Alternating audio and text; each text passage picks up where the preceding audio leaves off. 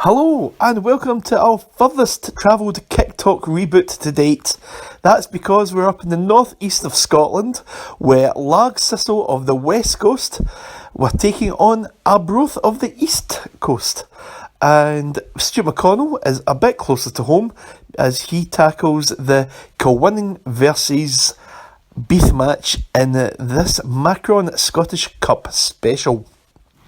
Without much further ado, it's on to the first half of the results. Anbank 5, Ardeer 0, Arbroath 0, Largs 9, Arthley 3, Foz 0, Ashfield 1, Bankrane 0, Auchinleck 4, Forfar 2, Bankside 6, Dice 0, Bathgate 1, Craigmark 2, Bellshill 4, Bughead 0, Benburb 0, Broughty Athletic 4, Blantyre 2, Vale of Clyde 2, Bridge of Dawn Thistle 2, Winton Rovers 1, Clanbislang 5, Fraserburgh 0, Carnoustie 3, Longside 0, Clydebank 4, Armadale 0, Cumbernauld 1, Glenafton 2, Cumnock 1, Cooper Angus 0. This match was awarded to Cumnock after Cooper Angus didn't have a team. Downfield 7, Larkhall 1, Dundee Violet 4, Maryhill 2, East End 2, Lochgelly 1, East Kilbride 1, Montrose 0, Ellen United 3, Forth Wanderers 2, Gatcairn 3, Kilbirnie 2, Girvan 2, Coulter 0, Glasgow Persia 1, St Roch 6, Glenrothes 3, Brecon 0, Glentana 1, Carluke 3, Greenock 2, Rossvale 5, Hull Russell 4, Kennaway Star Hearts 3, Hermes 4, Newborough 3, Hulford 10, Dufftown 0, Ovenvix 1, Robroy 9, Isavale 3, Vale of Leven 0, Kello 2, Blairgowrie 1, Kilwinning 3, Beith 1. And we'll have the second half of the fixtures later in the programme. But now it's on to my match report from Ogilvie Park, where the score was Arbroath Vix 0, Largs Thistle 9. Now, Thistle ran riot in the northeast of Scotland. It was a goal after 40 seconds, which really set the tone for this Macron Scottish Cup second round encounter. Amazingly, Thistle hit 3 goals in a whirlwind 6 minutes to start the game. A first half hat-trick from Kevin Struthers, no less, and Thistle's top scorer netted after reacting quickly to knock home Scott Adams' assist, and then he broke clear and prodded the ball past the out-rushing keeper for number 2. And then the third goal arrived, and it was Scott Adam who tapped home after good work from Graham Muir on the right byline. So like I say, 3-0 after only 6 minutes, and we thought this is going to be a cricket score. And it was 4-0 in 14 minutes. Defender Nicky Jimson smashed in a shot off the underside of the crossbar from 8 yards. It really was quite incredible. Scott Adam clipped the crossbar and Paul Harkins twice went close as Largs continued to dominate. Ben Black scored a silky individual goal in 38 minutes to make it 5, and then Super Struthers made it 6. It was a simple header for him after good work from Harkins and Folds. So there we have it, 6-0 at half time. What did Arbroath Vix have left in the tank? Not very much, as Thistle continued to dominate. Martineau made it 7 in 65 minutes with an accomplished finish. Now, the Largs still kept working away.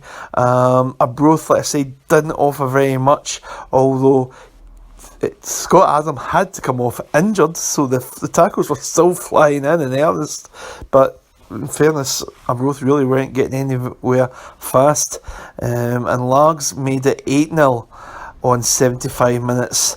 Carter heading home after a good cross from the left hand side, and then on the 87th minute mark, Cantor sent home a diagonal effort after some hard-working play and refusing to give in really as the challenges went flying in. The referee blew for full time not long after to save Arbroath Vic's blushes. So it was, like I say, Largs were head and shoulders above Arbroath in every department, barely got off first gear really, to be honest with you. It was almost like a training exercise. So Thistle are in fine fettle going into the third round, and they really, at times though, they to be fair, they didn't really break sweat. Arbroath Vics were really, like I say, they were under the cosh for most of this match, and they never gave up in fairness, but they never really got anywhere in this encounter. So the final score at Ogilvy Park was Arbroath Vics 0, Largs Thistle 9. And after the game, I spoke to Largs Thistle assistant manager Martin Crawford. So Martin, Largs won 9-0 today. You obviously were very pleased. It was right from the word go. The players followed what you commanded. Well, yeah, in terms of the technical setup on it. So the players followed you to the letter of the law? Well, to a vast degree they did. It's difficult in games like that because obviously the team was struggling that we were playing against, so they're not that organised, and it's more of a question for us of can we keep our discipline, keep making the right decisions and doing the right stuff. But mainly it was, that was the test for us. It wasn't like we were going to get overrun, or they were in there trying, but it was never going to beat us at football. And so for me, the test of our boys was can they keep their discipline and keep doing the right stuff, and we did by and large. The goals will reflect that. So, and I felt sorry for them because apparently, according to one of the coaches, they struggle with players because the bigger teams, if they do get a decent team, just take them quickly and all that. So that must be hard work for them. But, Sorry, Neil. Yeah, I was. We were really pleased with the way the boys stuck to their task. Kept on playing football, moving the ball back quick, and they, getting some good, decent quality service in the box, and we're getting on the end of it. So from that point of view, tactically, strategically, we never felt under threat, and the boys stuck. That was the main thing for me, is about their mental strength.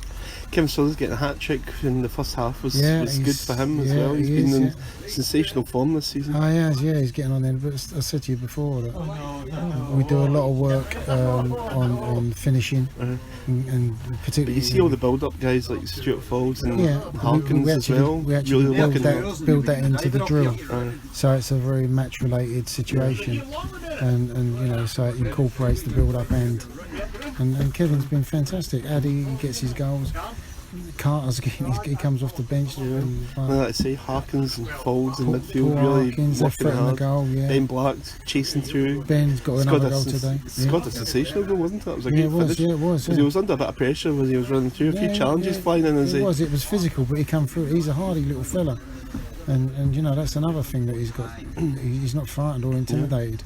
And then another one, Martin Oliver getting a goal as well. Good for Martin as well. I said to Marty at half time, I said, keep doing what you're doing, and keep getting close to Kevin, and making and what will happen is something will fall in your lap, because I know Marty's got that in him, and he did, and his finish was great too. So that's all good. 25 goals now in 4 games, we reckon. It's amazing, isn't it? So a lot of credit to the players and the strikers, but it's a team effort though, eh? Oh, absolutely. It is. Only one conceded in those 4 games. Absolutely, and that's what we try and drill in, that it's a team game, and everyone, it's not about individuals, but although we've got good individuals, but we've kind of knitted them together as a good team, and so that's showing up there in the way we're playing and the goals we're getting. Sure. Okay, Martin, thank you very much. Cheers. And well done to Largs. That's 25 goals in 4 games, and Largs Thistle face Troon, a trip to the seaside to Portland Park on Saturday. So now it's on to the rest of the results from the Macron Scottish Cup second round. Canoe 2, Saltcoats Vics 0. Kirkcaldy 0, Renfrew 3, Livingston 0, Kilsyth 2, Lochee 6, Dalry 2, Lochaw 2, Fauldhouse 4, Maybole 2, Aberdeen 2, Muirkirk 2, Yoker 2, Nairn 3, Bucky 0. New Elgin 1, Whitehills 1. Newmarket United 1, Whitburn 3. Newmains 0, Rosyth 1. Thistle 1, Darvel 2. Pollock 9, Buchanhaven Hearts 0. Pumpston 3, Forfar Albion 1. Royal Albert 5, Luga Boswell 3. Rutherglen 8, Devonside 0. Scone Thistle 0, Neilston 1. Shepston 0, Dundee North End 1. Shotts 3, Mod 2. Spey Valley 2, Harthill Royal 7. St Anthony's 0, Oven Meadow 3. Stonyburn 2, Lancarty 4. Sunnybank 0, Lesmahagle 3. Taypot 3, Port Glasgow 1. Thornywood 0, East Craigie 1. Thornton Hibs 7, Stonywood Parkvale 1. Truden 5, Lochee Harp 1. Whitlets 2, Lanark 2. Wishaw 2, Westcalder United 0. Colony Park 4, Stonehaven 1. So there you go, a packed second round of the Scottish Cup, and it's now on to Stuart McConnell's report, and he was at Abbey Park. Welcome to Abbey Park for this Scottish Junior Cup second round tie between Kilwinning, Rangers and Beith. Certainly was a tie divided for lots of expectations. Buffs were in a bit of a low after some poor results, while Beith had some mixed fortunes but had a great win in the Senior Cup the previous week. We started, it was all guns blazing early on, and a shot from outside the box by Dan Christie was well saved by the home goalie Adam Strain in 10 minutes. Beith veteran John Sheridan sent a 10-yard volley just over the bar after latching onto a corner a minute later as Beith kept up the early pressure. There was a key moment in 12 minutes when Buffs were awarded a penalty following a handball in the box by Sheridan. Gary Fleming stepped up to clearly net from the spot. A minute later, a Carlo Monti drive from 12 yards was well saved by McBain in the visiting goal. However, in 15 minutes, Buffs brilliantly doubled their tally when Tommy Maitland picked up a ball, turned brilliantly before netting from 12 yards. 5 minutes later, Buffs went close with a Mark McKenzie header, and a Craig Pettigrew cross was well saved by McBain. Thomas Collins sent a precision pass to Christie inside the box in 40 minutes, but Ian McLeavy cleared the danger for the home side. Beith came close in 43 minutes when a Paul fly a free kick. The outside box was blocked by the Buffs defence. Brian Boylan came so close for Buffs in 50 minutes when his rasping 16-yard drive crashed off the crossbar. Buffs were reduced to 10 men in 57 minutes when Boylan was given a second yellow card for foul. They reorganised with Gary Fleming being moved up front to add a bit of his pace to the proceedings. His game over in 6-7 minutes is a brilliant Fleming sent a superb pass to Carlo Monti, who rolled the ball home from 8 yards. Sheridan shot wildly wide from 6 yards in 73 minutes. The visitors were awarded a penalty in 77 minutes when a Ross McPherson cross was handled by a Buffs defender inside the box. Conor McGlinchey netted from the spot. It was a mere consolation, that's all it was. So the league winners, the league champions, were beaten by a stronger, hard-working, not with a lot of flair, but hard-working Buffs side, who hopefully reverse the trend of some recent results. So from Abbey Park, where the final score in this Scottish Junior Cup second round tie was Kilwinning Rangers 3, Beith 1 at Stuart McConnell for Kicktalk. Delighted. We spoke before the game. I was very, very critical of them last week in terms of their attitude to the game and their passiveness. Today we started with an aggression, we were on the front foot. It wasn't the prettiest of spectacles, but in cup ties you need to stand up and be counted into a man. I thought my men did that. I thought they did their job, none more so than Tommy. I don't like singling out any individuals, but Tommy scores his goal, but in the middle of the park he was first on to first balls and second balls, and he gave us a platform to play for, and that's why he played him the other day. Is that in your game plan to put him in there? Aye. Well, the game, you've got to earn the right first, and I thought we earned the right, and Tommy did that. Tommy does that, he sets the tone, puts his body on the line, and I thought he was excellent. Character obviously with Ryan's walked for the second yellow card. Ryan's is soft, really soft, in a game of that magnitude for something to happen with the part to call it diving. I mean, it's a click of heels and that, I don't know whether it's a foul, but if it's not a foul then you play on. But over the piece, listen, referees made 2 calls in the game that are right. The penalties are both right. In my opinion, theirs is probably a wee bit more clear cut in terms of the distance between them, but Sam's hands in the air, he's called the penalties, sending off's harsh, but at the end of the day we've seen it out. Even with the 10 men, you didn't struggle, you know, you held No, we it looked together. dangerous on the break, and the last goal there that we scored in the counter attack, it's class. It's total class. Gary, a lovely reverse pass. Carlos made a long busting run and slots it away. And we were well worthy of a victory today. Well, I tell you wanted this at stage, Chris, but obviously you're Definitely just not. Get through the mind. Listen, anytime you play Beith, Beith are the champions. We respect Beith, there's no doubt about that. But games against Beith, we have to stand up and be counted, and that the day we did. Had a wee kind of sticky spells, I think. Hopefully this might give the boys a wee lift. Oh, without a doubt. Listen, the reason we've had a sticky spell is we've not applied ourselves properly. And when you've not done anything, you've got to go and show, and you've got to roll your sleeves up, and they did that. So hopefully they'll remember the feeling of winning the day and why they got the win. Thanks. John, can you grab 2 matches before I shoot? Hopefully they know why they've got the result, because it's down to sheer hard work. And first and foremost, you have to get the working overalls on, then you can get the dancing shoes on at the end of the day.